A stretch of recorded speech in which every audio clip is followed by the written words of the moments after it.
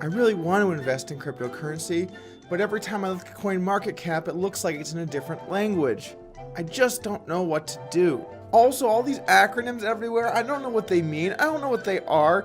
BTC, BCH, BCC, ABC, FUD. I mean, what do they mean? I've stood by watching all my friends get rich, and now I'm afraid I'm gonna die broke. Can somebody explain what I need to know? Don't worry there, Billy. I got your back with today's video of the top 10 things you need to know in cryptocurrency. Now, I do know, guys, that there are many experts out there that already know all this stuff and frankly just don't need any help. It's only been trading for about 6 months publicly. I get paid every day. I'm not really exactly too sure what a public key is, but I thought a little refresher course might be good for everybody. And we're going to start out with some basic stuff, but by the end, I think we're going to talk about some subjects that probably apply to even more advanced members of the audience. Let's kick it off real simple here with how do I buy Bitcoin safely and cheaply? There are many different places where you can buy Bitcoins, but I'm going to go ahead and recommend, especially to newer members of our audience, to buy places with very high volume that you know are credible places to buy. For the sake of simplicity, I'd probably recommend Coinbase if you're trying to buy Bitcoin, but there are other good ones out there like Bitstamp, which has been a staple for the price of Bitcoin for quite some time, or Bitfinex, or Gemini, or there are a bunch of different exchanges out there. You can't go wrong with the legit ones, the big ones. But what about if I heard about a good deal buying some cheap coins over at superlegitcoinbuying.com? That's right, Billy. Why pay more when you can save some dough? Get discounted Bitcoin on foreign exchanges, find sellers on Craigslist, buy mining contracts on eBay, or meet your friendly neighborhood dealer in a dark alley. It's fine, Billy. Don't worry about it. No, don't do it. Stick to the major exchanges. If you're looking for a good place to buy Bitcoins, I have a link in the description below to Coin Central, which is a news site that I own part of. I'd recommend checking it out. All right, let's go ahead and move on to tip number 2. But Bitcoins are really expensive. How am I supposed to buy a whole one when it's $12,000? Forget about small pieces, Billy. Find a cheap coin. Say, this one's less than a penny. That could be worth a whole dollar someday. That just makes sense. I want to own a whole one. No, stop that. No, incorrect. That is not how you should be viewing things. Look, I know it feels better to have one whole something rather than a decimal place. And when we think about it in more traditional terms, it makes sense. Like, would you rather have $1 or 98 cents? Change sucks, so obviously $1. Not to mention it's a little bit more. So when people look at Bitcoin and they think, oh, I can't afford a whole one, I'd rather just buy part, I see where they're coming from. But this is the thing. It doesn't matter if it's 1 or 0.1 or 0.86. Those things are all relevant. When buying a cryptocurrency, the most important thing is to understand how many units are in circulation or exist, and then how much you're buying relative to that. So let's say, for example, Bitcoin and Ripple. Well, one Ripple is probably around $1.50 and one Bitcoin's around $12,000. So obviously a Bitcoin is much more valuable than an XRP. But here's the thing, Bitcoin has only 21 million of these coins that will ever exist, whereas XRP has 100 billion. So you want to think about the unit in relation to the total supply. This is called unit bias. People like to have one of something. Now, I will say this, because so many people do believe in it, it does actually end up kind of existing. I saw a good Reddit post where people showed growth over a period of time by the price of coins. People love the cheapest and hottest altcoins around, but those are really that's really not what's important. What's important is, what is the currency doing? How does it function? What are its fundamentals? And be focused on those things rather than trying to buy one whole of something that isn't even a physical thing. Tip number 3, and I'm praying that this will somehow curtail the amount of people that ask me this question over and over again, because it is killing me on the inside, guys. It's killing me. Stop asking me this. Hey dog, I was wondering where I can buy some LMNOP. I really feel like the tech is there. Also the marketing, they've already worked themselves into popular culture and media. I don't know how to buy every coin or where to buy every coin, but I'm gonna show you how. Head over to coinmarketcap.com, click the search currencies button, and put in your favorite, definitely not a shitcoin coin, like for example, Jetcoin. They're mad that I'm driving cars, I'm flying jets. Okay, so Jetcoin. 16 cents a coin, $10,000 of volume a day. This is definitely a hot coin.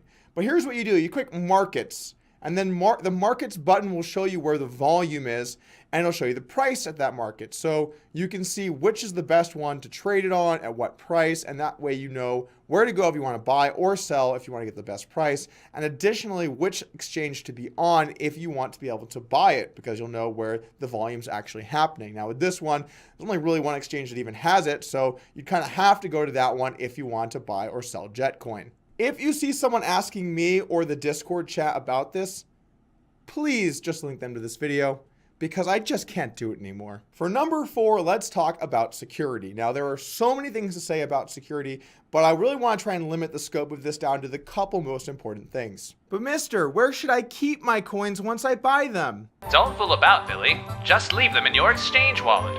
Well, golly gee, isn't that kind of risky? Oh, Billy, you're so naive. Moving them would incur transfer fees. There's no sense in wasting money. Okay, thanks.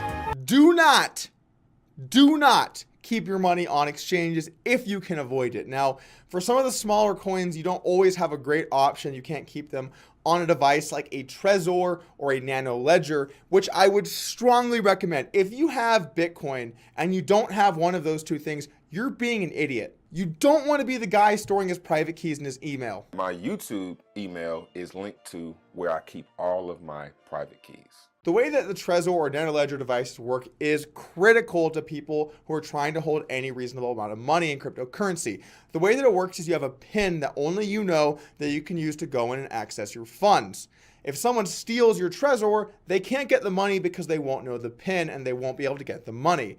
Now, you might be thinking, okay, well, they can't get it, but how do I get it back? You're going to get a recovery seed, which will have a 20-word phrase or 20-word string of 20 words that when entered into a new Trezor will give you access back to your private keys. When it comes to security, I'm a little more careful than most.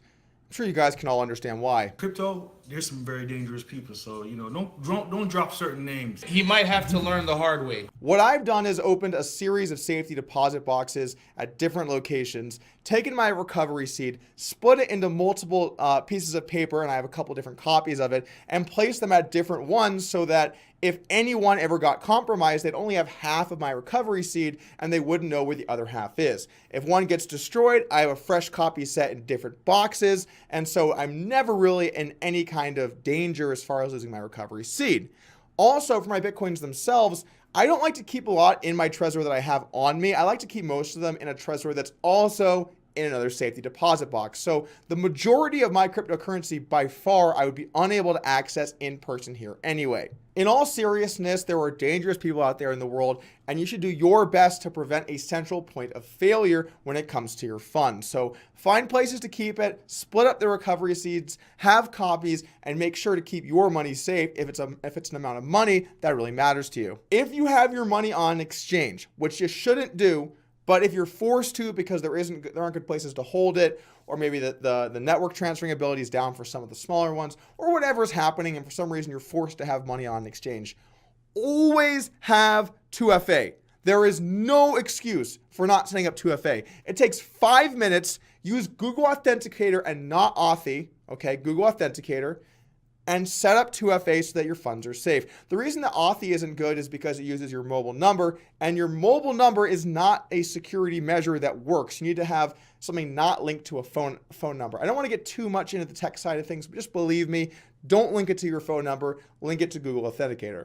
Number 5 is that the market caps that you see for the total amount of value of a coin are not real and don't really matter that much at all. That's also not to say that they all don't matter equally. Some do matter a lot more than others. For example, the market cap of Bitcoin is much more accurate than a lot of other coins because of extremely high volume and the fact that the majority of the coins are in circulation. So that price will be much more accurate than smaller coins. To understand how accurate a coin's market cap is, you want to understand how much volume is being traded, as well as what's the total amount of coins that are in circulation. So for example, a coin like Bitcoin with 12 billion-ish volume in the last day or so is going to be a much more legit price than something with a very small amount of volume like NEM, which only had 134 million.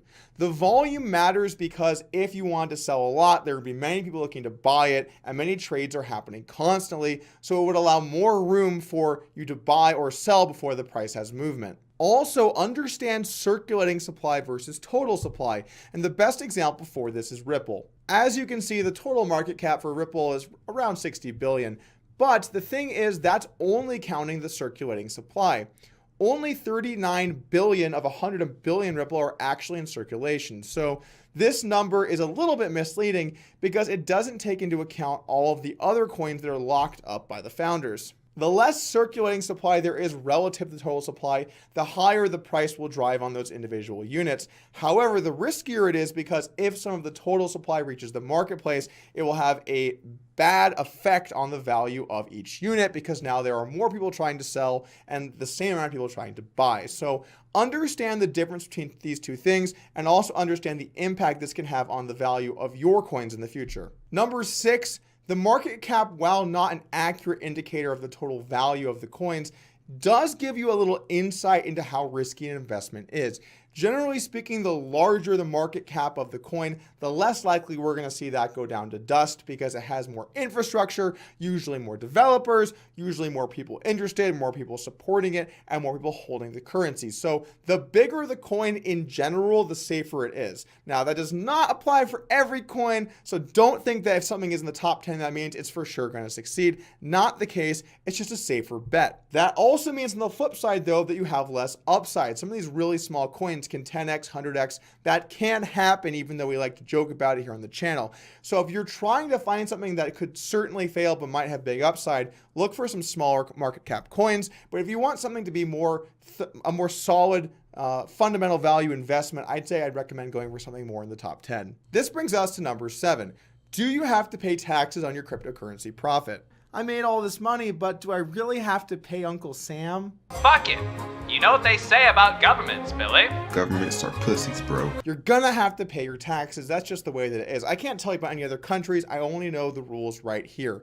Now, an important tax change happened last year where anytime you take one cryptocurrency and exchange it for another, in past years that was not counted as a realized gain, so you didn't have to pay tax on that, and you only had to pay tax once you turned it into USD. The reason that's important is because of short-term capital gains versus long-term capital gains. Long-term capital gains have lower tax rates, so you actually make more money by holding something for over a year.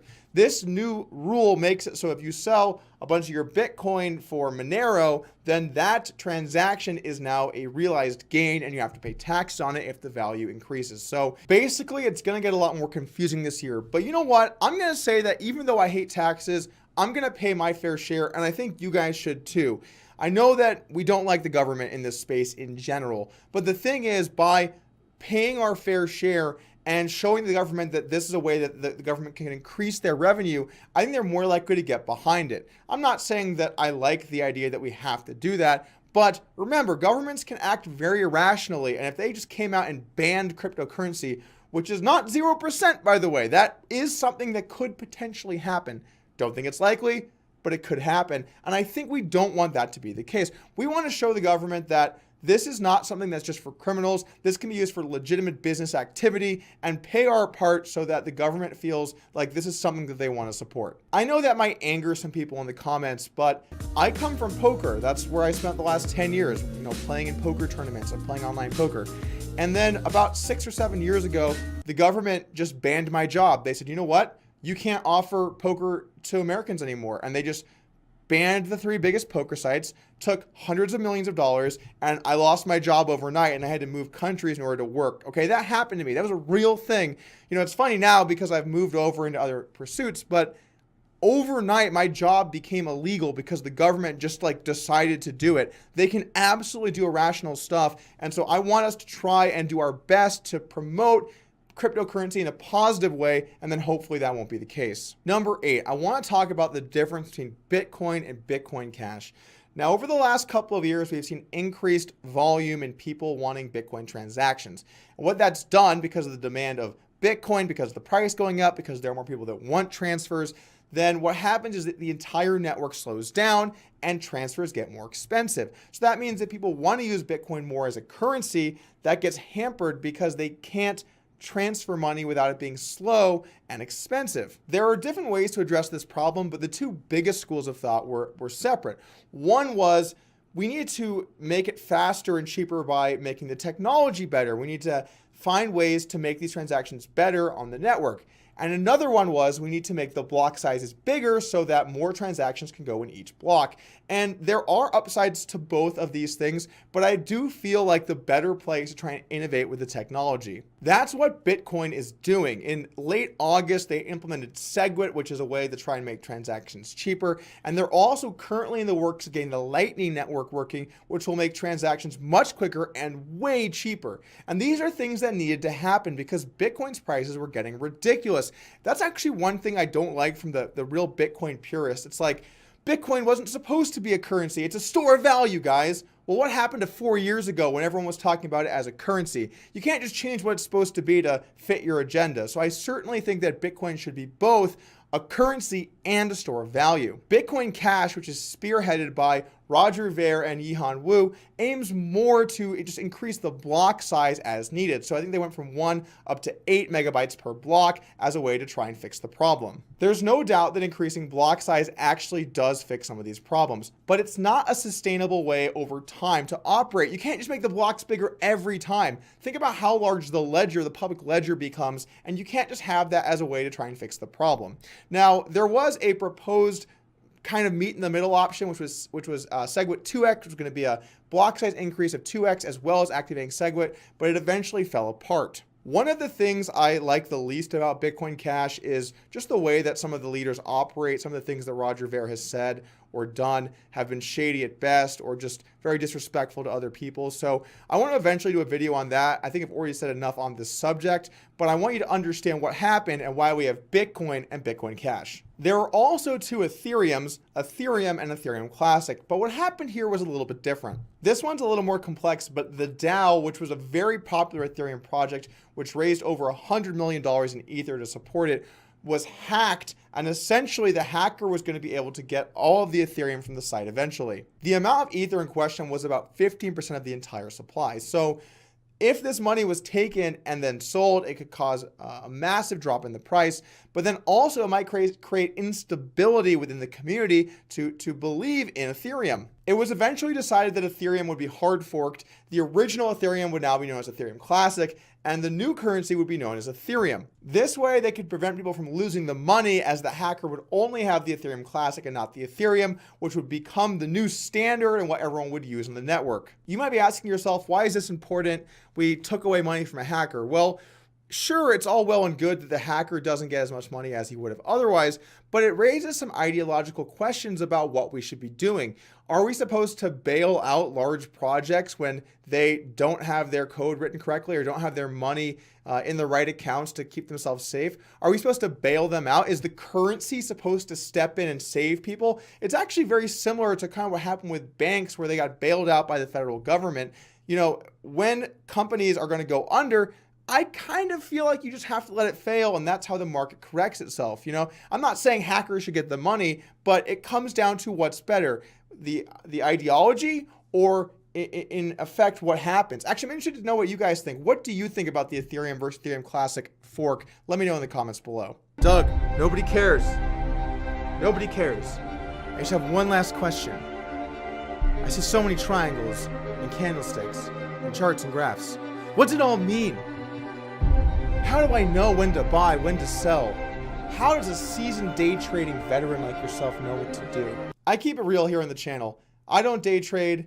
I don't really believe in technical analysis. Most of it anyway. Maybe there's some small things that could slightly help you. I think a lot of it is just bullshit, people drawing lines and eventually finding ones that fit.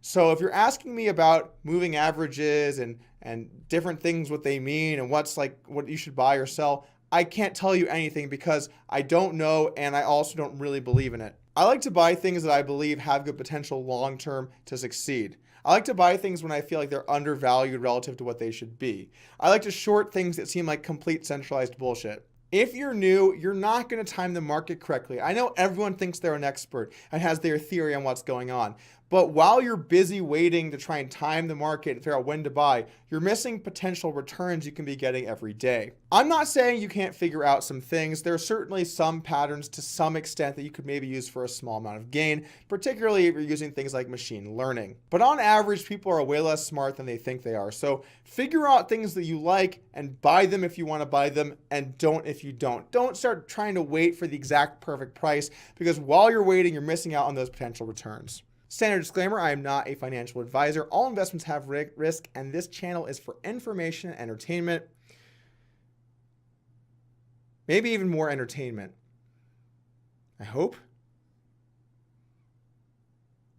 We got some information in today. That's going to do it for me. I hope you guys learned something. And if you want to join the team, hit the subscribe button. We got tons of content coming up. I'm excited for the future, and I'll see you guys soon.